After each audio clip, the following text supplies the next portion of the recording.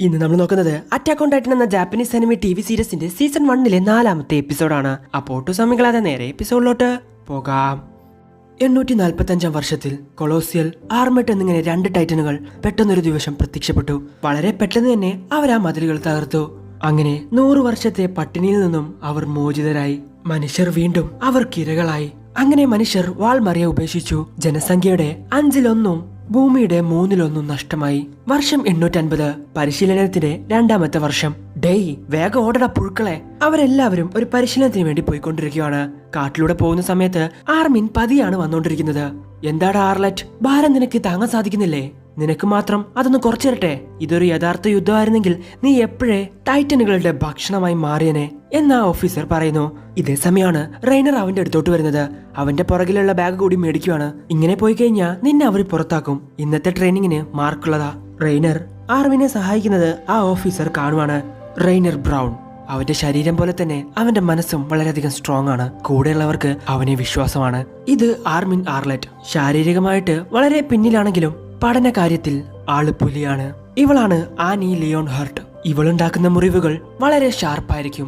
മറ്റുള്ളവർക്ക് അധികം അതങ്ങ് സഹിക്കാറില്ല. ഇവനാണ് ബോർഡൽഡ് ഹുവേർ. നല്ല രീതിക്ക് എന്നെ കഴിവുണ്ട്, പക്ഷെ ഒന്നിനും മുൻകൈ എടുക്കാറില്ല. ഇത് ജിൻ ക്രിസ്ത്യൻ. 3D മാനുവൽ ഗിയർ ഇവനേക്കാൾ നന്നായി യൂസ് ചെയ്യാൻ വേറെ ആരെ കൊണ്ടും പറ്റില്ല. പക്ഷെ അവന്റെ ദേഷ്യം അതൊരു പ്രശ്നമാണ്. ഇവളാണ് സഷ ബ്രൗസ്. ചുറ്റുപാടുകളെ പറ്റി നല്ല രീതിക്ക് ധാരണയുണ്ട്, പക്ഷേ സ്വഭാവം അത് ഇതിന് പറ്റിയതല്ല. ഇത് കോണി സ്പ്രിംഗർ. എത്ര ബുദ്ധിമുട്ടുള്ള ടേണിംഗ് ആണെങ്കിലും അവൻ നിഷ്പ്രയാസം തന്നെ തിരിയും. പക്ഷെ ബുദ്ധിപരമായിട്ട് ലേശം. ദേ അവര് വരുന്നു, വേഗം പൊക്കിക്കോ.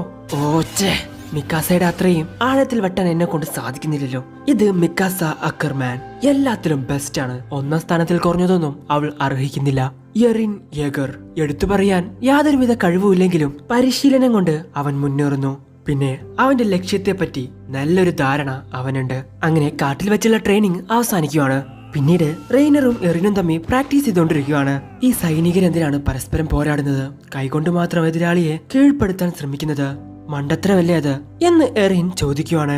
ശ്രമിക്കാതിരിക്കുന്നതായിരിക്കും മണ്ടത്തരം. നമ്മൾ സൈനികരല്ലേ, പിന്മാറാൻ പറ്റാത്ത ഒരുപാട് അവസരങ്ങൾ നേരിടേണ്ടി വരും. അതുകൊണ്ട് ബീരങ്കികൾക്കൊപ്പം കൈയും ഒരു ആയുധമാക്കാൻ നമ്മൾ പഠിച്ചിരിക്കണം. അത് ഓരോ സൈനികന്റെയും കടമയാണ്. അത് വിട്, നീ അങ്ങോട്ട് നോക്ക്. ഓ, ആനിയെയാണോ? അവൾ വീണ്ടും ഇൻസ്ട്രക്ടറുകളുടെ കണ്ണും വെച്ച് ഇറങ്ങിയിരിക്കുകയാണോ? അതേ എറിൻ, അവളെ അങ്ങനെ വെറുതെ വിട്ടാ പറ്റില്ല. സൈനികൻ എന്ന ആരാണെന്ന് അവൾക്ക് കാണിച്ചു കൊടുക്കണം എന്ന് പറഞ്ഞ് റെയ്നർ അവളുടെ മുന്നിലോട്ട് പോയി നിൽക്കുന്നു. റെയ്നർ അവളെ ഓരോന്ന് പറഞ്ഞ് ദേഷ്യം പിടിപ്പിക്കുകയാണ്. എറിനെ അവളുടെ മുന്നിലോട്ട് കൊണ്ടുപോയി നിങ്ങൾ 2 പേര് ഫൈറ്റ് ചെയ്യണമെന്ന് പറയുന്നു. അങ്ങനെ എറിൻ അവളുടെ കൂടെ ഫൈറ്റ് ചെയ്യുവാണ്. നിമിഷ നേരങ്ങൾ കൊണ്ട് അവൾ എറിനെ താഴെയിടുന്നു. അങ്ങനെ അവൾ റെയ്നറിനെ നോക്കുന്നു. റെയ്നർ തയ്യാറായിട്ടില്ല, എന്റെ കയ്യിൽ കത്തിയില്ല എന്ന് പറയുന്നു. വീണിടത്ത് നിന്ന് എഴുന്നേറ്റ് എറിൻ വീണ്ടും അവളുടെ കൂടെ ഫൈറ്റ് ചെയ്യാൻ പോകുന്നു. വീണ്ടും അവളുടെ കയ്യിൽ നിന്ന് നല്ല രീതിക്ക് മേടിച്ച് താഴെ വീഴുന്നു. അവന്റെ കയ്യിലുണ്ടായിരുന്ന കത്തി മേടിച്ച് റെയ്നറിന് കൊടുക്കുവാണ് അവൾ. ഇനി നിന്റെ ഊഴമാണ്. അവളുടെ കൂടെ ഫൈറ്റ് ചെയ്യാൻ സത്യം പറഞ്ഞ റെയ്നറിന് പേടിയാണ്. അവനങ്ങനെ പേടിച്ചു നിൽക്കുമ്പോ ധൈര്യമായിട്ട് പോ റെയ്നർ, ഒരു സൈനികന്റെ കടമകൾ എന്താണെന്ന് അവൾക്ക് കാണിച്ചുകൊട് എന്ന് താഴെ കടന്ന് പറയാണ് എറിൻ. ഒരു സൈനികന് പിന്മാറാൻ പറ്റാത്ത ഒരുപാട് സാഹചര്യങ്ങൾ വരും, അതിലൊന്നാണ് ഇത് എന്ന് പറഞ്ഞ് തീരുമ്പോഴേക്കും റെയ്നറിനെ അടിച്ച് താഴെ ഇടുന്നു. അതൊരു അടിപൊളി മൂവായിരുന്നു. നീ ഇത് എവിടുന്നാ പഠിച്ചേ എന്ന് എറിൻ ചോദിക്കുന്നു. എന്റെ അച്ഛൻ പഠിപ്പിച്ചെന്നതാ, അതിലൊന്നും വലിയ കാര്യമില്ല. ഈ കയ്യാൻ കളിക്കൊന്നും ഇവിടെ മാർക്കില്ല. ഇവരാരും അതൊന്നും കാര്യമായിട്ട് എടുക്കുന്നില്ല. മിലിറ്ററി പോലീസിൽ ചേർന്ന് മികച്ച ഗ്രേഡ് വാങ്ങുന്ന ആദ്യത്തെ 10 പേർക്കാണ് മതിലിനുള്ളിൽ സുഖമായിട്ട് ജീവിക്കാൻ പറ്റൂ. കോമഡി എന്താന്ന് വെച്ച് കഴിഞ്ഞാൽ ഇവിടെ നല്ല രീതിക്ക് പ്രകടനം കാഴ്ചവെക്കുന്നവർക്ക് പിന്നീട് ടൈറ്റൻസുമായി പോരാടേണ്ട ആവശ്യം വരുന്നില്ല. എന്തിനാ ഇങ്ങനെ ഒരു ഏർപ്പാട്? എനിക്കറിയില്ല എന്ന് എറിൻ പറയുന്നു. ചിലപ്പോ മനുഷ്യപ്രകൃതമായിരിക്കും എന്നവൾ പറയുവാണ്. എന്തായാലും ഇങ്ങനെയൊരു സ്ഥലത്ത് പട്ടാളം കളിച്ച് സമയം കളയാൻ ഞാനൊരു വിഡ്ഢിയല്ല. എങ്കിൽ ഒരു സൈനികനാകാൻ നീ യോഗ്യനല്ല എന്ന് റെയ്നർ അവളോട് പറയുന്നു. അവൾ അവിടെ നിന്നും പോവാണ്. ഇതേ സമയമാണ് എറിൻ ആ കാര്യം ചിന്തിക്കുന്നത്. എന്തുകൊണ്ട് ഞാനിത് നേരത്തെ അറിഞ്ഞില്ല? ഇവരെല്ലാം ഇത്രയധികം കഷ്ടപ്പെടുന്നത് പോരാട്ടത്തിൽ നിന്നും ഒഴിഞ്ഞു നിൽക്കാൻ വേണ്ടിയാണ്. വേറെ വഴിയില്ല. വാൾമറിയുടെ തകർച്ചയ്ക്ക് മുമ്പ് 3D ഗിയേഴ്സ് സർവേ കോപ്സ് മാത്രമായിരുന്നു ഉപയോഗിച്ചുകൊണ്ടിരുന്നത്. അതിനു മുൻപൊക്കെ അതിന്റെ ഉപയോഗം കുറവായിരുന്നു. അപ്പോ ഇങ്ങനെ വേഗത നിയന്ത്രിച്ചാൽ ഗ്യാസ് ലാഭിക്കാൻ സാധിക്കും. ഓ, പറയുന്നത് കേട്ടാ എളുപ്പമാണെന്ന് തോന്നും, പക്ഷെ അത് ആർക്കും അങ്ങനെ എളുപ്പത്തിൽ ചെയ്യാൻ പറ്റുന്ന ഒന്നല്ല. ഇനി അത് അറിഞ്ഞിരിക്കുന്നതുകൊണ്ട് പ്രത്യേകിച്ച് കുഴപ്പമൊന്നുമില്ലല്ലോ. പ്രത്യേകിച്ച് മിലിറ്ററി പോലീസിൽ ചേരണമെങ്കിൽ. മിലിറ്ററി പോലീസിൽ ചേർന്ന് ഉള്ളിലെ മതിലുകൾക്കുള്ളിൽ സുഖമായിട്ട് ജീവിക്കണം. അപ്പോഴാണ് എറിൻ ആ കാര്യം ചോദിക്കുന്നത്. അകംമതിലുകൾക്കുള്ളിൽ ജീവിക്കാൻ നല്ല സുഖമാണോ? 5 വർഷങ്ങൾക്ക് മുൻപ് അതൊരു അകംമതിലായിരുന്നു. നീ എന്താ ഈ പറഞ്ഞു വരുന്ന എറിൻ? ജിൻ, ഞാൻ പറയുന്നത് നിനക്ക് മനസ്സിലാവാൻ നിന്റെ ആ പരട്ട തല നിനക്ക് പോരാതെ വരും. എല്ലാവരുടെ മുമ്പിൽ വെച്ച് ജിന്നിനെ കളിയാക്കിയത് കണ്ട് അവന് ദേഷ്യം വരുവാണ്. നിനക്കത് വിചിത്രമായിട്ട് തോന്നുന്നില്ലേ? ഇവിടെ പോരാടി വിജയിക്കുന്ന ആളുകൾക്ക് പിന്നീട് ടൈറ്റനുകളുമായി പോരാടേണ്ട ആവശ്യം വരുന്നില്ല. അതൊക്കെ എന്തിനാണ് നീ ഇപ്പൊ പറയുന്നത്? എന്റെ ആവശ്യങ്ങളൊക്കെ നടക്കണമെങ്കിൽ ഇങ്ങനെ തന്നെ പോവേണ്ടി വരും. നിനക്ക് തീരെ ഉളുപ്പില്ലടാ. യാഥാർത്ഥ്യം എന്താണെന്ന് മനസ്സിലാക്കടാ എന്ന് എറിൻ പറയുന്നു. അങ്ങനെ അവർ രണ്ടുപേരും അവിടെ വാക്ക് തർക്കം ഉണ്ടാവുന്നു. ഹേയ്, ഒന്ന് നിർത്ത് എന്ന് പറഞ്ഞ് മിക്കാസ് അവരെ പിടിച്ചു മാറ്റുന്നു. പെട്ടെന്ന് തന്നെ അവൻ ഷർട്ടിൽ കയറി പിടിക്കുവാണ് ജിൻ. ജിന്നിന്റെ ദേഷ്യം അവനെ കൊണ്ട് കൺട്രോൾ ചെയ്യാൻ പറ്റുന്നില്ല. ആ സമയത്ത് എനിക്കുണ്ടായ അതേ ദേഷ്യമാണ് ഇപ്പൊ ഇവനെ നിയന്ത്രിക്കുന്നത്. ഇങ്ങനെ ഒരു സാഹചര്യത്തിൽ ഇവനെ എങ്ങനെ പ്രതിരോധിക്കണമെന്ന് എനിക്കറിയാം. അപ്പോഴാണ് ആനി അവനെ ചെയ്ത അതേ മൂവ് അവൻ ജിമ്മിനെ വെച്ച് ചെയ്യുന്നത്. ജിമ്മിനെ അടിച്ച് അവൻ താഴെ ഇടുവാണ്. നീ എന്താണ് ചെയ്തേ എന്ന് ജിൻ അവനോട് ചോദിക്കുന്നു. ട്രെയിനിങ് എന്ന് പറഞ്ഞ് നീ കറങ്ങി നടക്കുമ്പോ ഞാൻ പഠിച്ചെടുത്ത ഒരു ചെറിയ കാര്യം തോന്നുന്നത് ചെയ്ത് കറങ്ങി നടക്കുന്ന നിന്നെയൊക്കെ ഒരു സൈനികനെന്ന് വിളിക്കാൻ പറ്റുമോ? അങ്ങനെ ട്രെയിനിങ് ചെയ്യുന്ന 218 പേർ ഗ്രാജുവേറ്റ് ആയി. ഈ ട്രെയിനിങ് പൂർത്തിയാക്കി നിങ്ങൾക്ക് ഇനി 3 വഴികളാണുള്ളത്. അതിലൊന്നാണ് ഗറിസൺ. മതിലുകളുടെയും നഗരങ്ങളുടെയും സംരക്ഷണ ചുമതല അവർക്കാണ്. രണ്ടാമത്തവരാണ് സർവേ കോപ്സ്. ടൈറ്റൻസ് ഉള്ള സ്ഥലത്തോട്ട് പോയി അവരെ നിരീക്ഷിക്കലാണ് ഇവരുടെ ചുമതല. പിന്നെയുള്ളതാണ് മിലിറ്ററി പോലീസ് ബ്രിഗേഡ്. മതിലുകൾക്കുള്ളിൽ നിയമം നടപ്പിലാക്കാനും ക്രമസമാധാനം കൊണ്ടുവരാനുമാണ് ഇവരെ നിയമിച്ചിട്ടുള്ളത്. ഇതിൽ നേരത്തെ പറഞ്ഞിട്ടുള്ളതുപോലെ ഉയർന്ന ഗ്രേഡുകളുള്ള 10 പേർക്ക് മാത്രമേ മിലിറ്ററി പോലീസിൽ ചേരാനുള്ള യോഗ്യതയുള്ളൂ. പിന്നീട് ഒരു കാര്യം പരിചയപ്പെടുത്തുന്നു.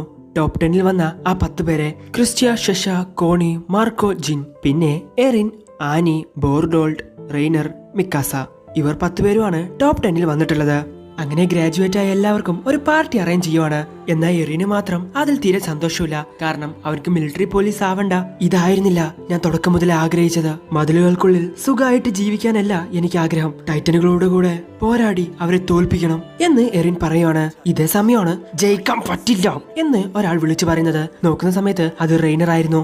എല്ലാവരും നിശബ്ദരായി ഇവരെ തന്നെ ശ്രദ്ധിക്കുകയാണ്. നിനക്കറിയില്ലേ, 10,000 ആളുകളെയാണ് നമുക്ക് നഷ്ടപ്പെട്ടത്. ജനസംഖ്യയുടെ 20%. മനുഷ്യർക്കൊരിക്കലും ടൈറ്റനുകളെ തോൽപ്പിക്കാൻ പറ്റില്ല.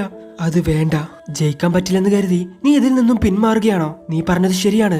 ഈ യുദ്ധത്തിൽ ഒരിക്കലും മനുഷ്യർ ജയിച്ചിട്ടില്ല. കാരണം നമുക്ക് ടൈറ്റനുകളെ പറ്റി ഒന്നും അറിയില്ലായിരുന്നു. പക്ഷേ ഇത്രയും കാലത്തെ പോരാട്ടമൊന്നും വെറുതെ ആയിരുന്നില്ല. അങ്ങനെ പോരാടി നേടിയ അറിവാണ് മറ്റുള്ളവർക്ക് പ്രതീക്ഷയായി മാറിയത്. ആയിരക്കണക്കിന് ആളുകൾ അവരുടെ ജീവൻ കൊടുത്ത് നേടിയ അറിവ് നമ്മളായിട്ട് ഇല്ലാതാക്കണോ? എന്നിട്ട് ടൈറ്റൻസ് നമ്മളെ കഴിക്കാൻ വരുന്നതും കാത്തിരിക്കണോ? എന്നെ കൊണ്ട് പറ്റില്ല. ടൈറ്റൻസിനെ എല്ലാം ഞാൻ കൊല്ലും. എന്നിട്ട് ഈ മതിലുകളിൽ നിന്നും പുറത്തു പോവും. അതാണ് എന്റെ സ്വപ്നം. മനുഷ്യരാരും ഇതുവരെ പൂർണ്ണമായും പരാജയപ്പെട്ടിട്ടില്ല എന്ന് പറഞ്ഞ് ഏറൻ അവിടെ നിന്നും പോവാണ്. പുറകെ തന്നെ മിക്കാസയും ആർമിനും പോകുന്നുണ്ട്. ഏറൻ, നീ നേരത്തെ പറഞ്ഞ സ്വപ്നം എന്താ? അത് ഞാൻ നിന്നോട് പറഞ്ഞത് തന്നെയാണ്, ഈ മതിലുകൾക്ക് പുറത്തു പോവാൻ. അങ്ങനെയാണെങ്കിൽ ഞാനും ഉണ്ട് സർവേ കോപ്സിൽ ചേരാൻ എന്ന് ആർമിൻ പറയുന്നു. ഇത് കേട്ട് മിക്കാസയും ചേരുമെന്ന് പറയുവാണ്. വേണ്ടെന്ന് എറിൻ പറയുന്നുണ്ടെങ്കിലും നീയുള്ളിടത്തെ ഞാനും ഉണ്ടാവുമെന്ന് മിക്കാസ പറയുന്നു. ഞാൻ നിന്റെ കൂടെ ഇല്ലെങ്കിൽ എനിക്ക് നിന്നെ സംരക്ഷിക്കാൻ പറ്റില്ല. ഓ, ഞാൻ പറഞ്ഞോ എന്നെ സംരക്ഷിക്കാൻ. എനിക്ക് വേണ്ടപ്പെട്ടവർ ഇനിയും മരിക്കുന്നത് കാണാൻ എനിക്ക് പറ്റില്ല. പിറ്റേ ദിവസം ഉയർന്ന സർവേ കോപ്സ് സേനകൾ അങ്ങോട്ട് വരുന്നു. മുന്നിൽ തന്നെ കമാൻഡർ എർവിൻ ഉണ്ട്. അതാ നോക്കിയേ, ക്യാപ്റ്റൻ ലീവ്. ഇങ്ങനെ ഒറ്റയ്ക്ക് തന്നെ ഒരു സേനയാണെന്നാണ് പറയപ്പെടുന്നത്. ഓ, ഇങ്ങനെ കാണുമ്പോ തന്നെ രോമൊക്കെ എഴുന്നേറ്റ് നിൽക്കുന്നു. ഇതൊക്കെ കേട്ട് ലീവൈ പറയുവാണ്. ഓ, എന്ത് ബഹളം. 5 വർഷത്തിനേക്കാൾ കാര്യങ്ങൾ ഒരുപാട് മെച്ചപ്പെട്ടിട്ടുണ്ട്. സർവേ കോപ്സിനെ പിന്തുണയ്ക്കുന്ന ഒരുപാട് പേർ ഇപ്പോ ഉണ്ട് എന്ന് എറിൻ പറയുന്നു. ഇപ്പോ എല്ലാരും വളരെയധികം സന്തോഷത്തിലാണ്. 5 വർഷമായിട്ട് ഒന്നും കാര്യമായിട്ട് സംഭവിച്ചിട്ടില്ലല്ലോ. അതെ, ശരിയാണ്. പീരങ്കികളും ഒരുപാടധികം മെച്ചപ്പെട്ടിട്ടുണ്ട് ഇപ്പോ. ആ കൊളോസ്റ്റൽ ടൈറ്റൻ ഇനിയും വരാണ്ടിരുന്നാ മതിയായിരുന്നു. അതെ, ശരിയാ എന്നൊരു ലേഡി പറയുന്നു. നിങ്ങൾ ലവ് ബേർഡ്സ് എന്താ ഇങ്ങനെയൊക്കെ പറയുന്നേ എന്ന് എറിൻ അവരോട് ചോദിക്കുന്നു. ഹേയ്, ഞങ്ങൾ തമ്മിൽ അങ്ങനെ ഒന്നുമില്ല എന്ന് അവർ നാണത്തോടെ പറയുന്നു. അവരുടെ കാട്ടിക്കൂട്ടൽ കണ്ട് എറിൻ അങ്ങ് സഹിക്കുന്നില്ല. ഇതേ സമയമാണ് ഹേയ് പിള്ളേരെ എന്ന് വിളിച്ച് അങ്ങോട്ടൊരാൾ വരുന്നത്. അത് വേറെ ആരുമല്ല, നമ്മുടെ ഹാനസ് ആയിരുന്നു. നിങ്ങളൊക്കെ ഇന്നലെ ട്രെയിനിങ്ങിൽ പാസ്സായെന്നറിഞ്ഞു. നിങ്ങളൊക്കെ ഇപ്പോ വലിയ ആളുകളായല്ലേ. എന്നോട് ക്ഷമിക്കടാ. അന്ന് നിന്റെ അമ്മയെ രക്ഷിക്കാൻ എന്നെ കൊണ്ട് പറ്റിയില്ല. അത് നിങ്ങളുടെ തെറ്റല്ല ഹാനസ്. അന്നത്തെ പോലെ ഞങ്ങളിപ്പോ ഒന്നും അറിയാത്തവരല്ല. അതുപോലെ ഒന്ന് ഇനി നടക്കാൻ ഞാൻ അനുവദിക്കില്ല. എന്ത് വില കൊടുത്തും അവരെ ഞാൻ തോൽപ്പിക്കും. ഇവൻ പറയുന്നത് കേട്ട് ഞാൻ സന്തോഷിക്കണോ എന്ന് ചിന്തിച്ചു നിൽക്കാണ് ഹോണസ്. ഹേയ്, നീയും സർവേ കോപ്സിൽ ചേരാൻ തീരുമാനിച്ചോ? നീയല്ലേ വന്നപ്പോ മിലിറ്ററി പോലീസ് ഓഫീസർ ആവണമെന്നൊക്കെ പറഞ്ഞേ? നീ ഇന്നലെ പറഞ്ഞ കാര്യങ്ങൾ അവന് നല്ല രീതിക്ക് എന്നെ കൊണ്ടിട്ടുണ്ട്. ഹേയ്, നിർത്ത്. ഇത് ഞാൻ സ്വയം എടുത്ത തീരുമാനമാണ് എന്ന് കോണി പറയുവാണ്. ഇതേ സമയം തോമസും അങ്ങോട്ട് വരുന്നു. അപ്പോഴാണ് സെഷ അങ്ങോട്ട് ഒരു ഇറച്ചി കഷ്ണമായിട്ട് വരുന്നത്. ഓഫീസിന്റെ സ്റ്റോറിൽ നിന്നും എടുത്താണെന്നൊക്കെ പറയുന്നുണ്ട്. ഇത് കേട്ട് അവരൊക്കെ ഞെട്ടുവാണ്. സെഷ, നിന്നെ പിടിച്ച് അവർ ജയിലിലിടും. നിനക്കെന്താ വട്ടാണോ? കുറച്ചു കഴിഞ്ഞ് നമുക്ക് എല്ലാവർക്കും ഇത് ഒരുമിച്ച് കഴിക്കാം. 2 കഷ്ണം എടുത്ത് ഒരു ബ്രെഡിലൊക്കെ വെച്ച് അങ്ങ് കഴിക്കണം. ഇതൊക്കെ കേട്ട് എറിൻ അവളോട് അത് തിരിച്ചു കൊണ്ടുപോയി വെക്കാൻ പറയുന്നുണ്ട്. ഇത്രയും ഭൂമിയൊക്കെ നഷ്ടപ്പെട്ട സ്ഥിതിക്ക് നമുക്ക് ഇറച്ചി പോലും കിട്ടാനില്ല എന്നൊരാൾ പറയുന്നു.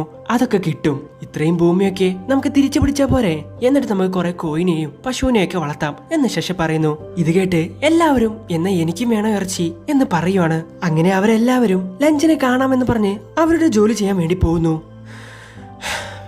5 വർഷമായി അത് സംഭവിച്ചിട്ട് എല്ലാവരും അതെല്ലാം മറന്നു തുടങ്ങി. പക്ഷേ കാര്യങ്ങളെല്ലാം പഴയതിനേക്കാൾ ഒരുപാടധികം മാറിയിട്ടുണ്ട്. തീർച്ചയായിട്ടും നമ്മൾ വിജയിക്കും, മനുഷ്യരുടെ പ്രതീക്ഷ അതിവിടെ തുടങ്ങുവാണ് എന്ന് പറഞ്ഞ് എറിൻ ഇങ്ങനെ നിൽക്കുന്നു. പെട്ടെന്നാണ്